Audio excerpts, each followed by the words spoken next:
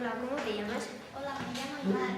¿Qué día fuisteis de excursión? Nos fuimos el 26 de septiembre ¿A dónde fuisteis? a Zugarramurdi, ¿Dónde está Zugarramurdi? en Navarra. ¿Cómo era el autobús? Era grande y con 2 televisiones. ¿Te gustó el color? Para mí no me gustó. ¿Te gustó el autobús porque Para mí un poco. había servicio en el autobús?